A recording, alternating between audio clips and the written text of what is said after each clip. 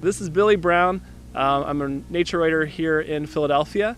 We're out here in the snow, in the woods, in one of our great urban parks, learning a little bit more about how we can tell what the animals that live around us are doing when we're not around to watch them.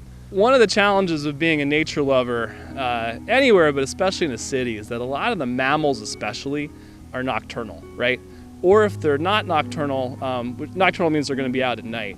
But even if they're out in the day, they're avoiding us because through most of human history and most of past 13,000 years or so of their history, humans have hunted them during the day, right? So when you want to learn about what especially mammals are doing around us, you have to get used to looking for the evidence they leave behind of their activities that you can find during the daytime when we're out. A lot of times we call that sign. It's kind of a fancy tracking or biology term for it. That includes things like their poop, which you might call scat. That includes stuff that you've seen that they're eating. So if we're looking for beavers, you'll notice where they've chewed down trees and you find their stumps and stuff like that. But a lot of what you're looking for are their tracks. We got lucky today because we're out in the snow. Philly has not had a lot of snow over the past few winters. We'll have like a snowstorm here or there, but this isn't like Alaska, where there's going to be snow on the ground the whole time. And so when we get snow, I run out into the woods and see what I can find. I even run out in my neighborhood and see what I can find. And so we're out here in the woods, we're in snow, like classic tracking material. I'll say that most of the time when I'm looking for animal prints, what I'm looking for is prints in mud, like around muddy patches or puddles in the middle of a trail. I've also been looking a lot at concrete on the sidewalks. You can find prints, of course, from people and dogs and cats, but also you can find squirrels, especially around light poles. You can find raccoons, you can find pigeons and other birds, their footprints in wet cement.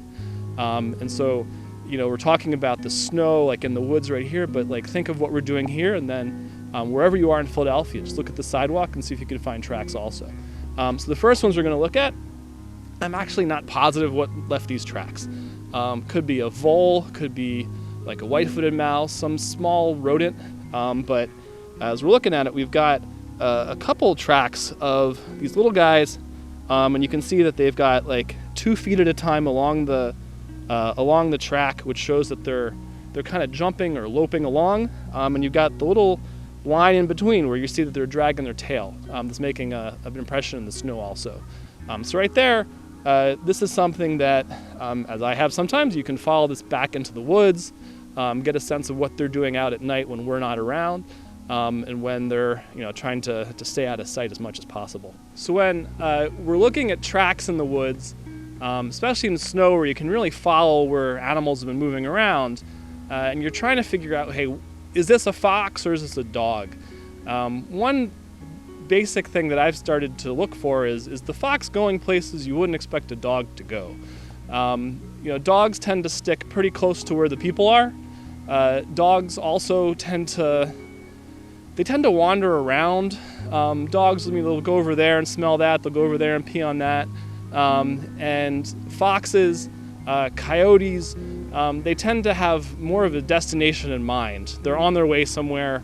They're not just wandering around everywhere. And also, they'll tend to just be directly out into the woods without any people around them, right? And so the deer exclosure fence we have here makes this pretty easy to spot, where we've got a spot like this where you've got prints of some small canid, right? Some small dog family animal that's going under a fence off the trail into the woods, right? So we're pretty sure that's a fox. And also when we look at the prints, they are shaped differently, a little differently than a dog print. Most dog prints are pretty compact. If you drew a line around it, it would end up looking kind of like a circle. Fox prints are a little bit more stretched out. You draw a line around it, it's a lot more oval in shape. Here we've got something that's moving in a different way again. I'm pretty sure this is a small rabbit. And so you can sort of see clearly it's got those 2 big back feet, 2 front feet. You've got it sort of like hopping through the snow up to the fence, stopping for a sec, going under, and keep going. And so again, this is sort of another way you can get a sense of what an animal that comes out at night is doing when we're not around. one of the most common native mammals that isn't a pet that you find in Philadelphia, really any city in almost any city in North America, are gray squirrels, right? And so gray squirrel tracks are easy to find. They're easy to find right around your house or apartment, wherever you are in Philadelphia in the snow.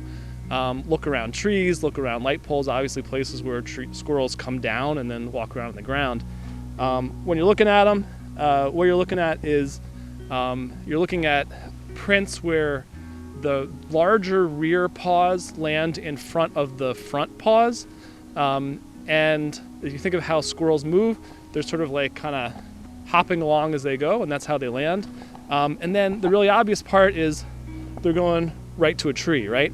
So here we've got squirrel prints that sort of we can follow through the snow right up to this tree, and then there the tracks end, where the squirrel goes up the tree.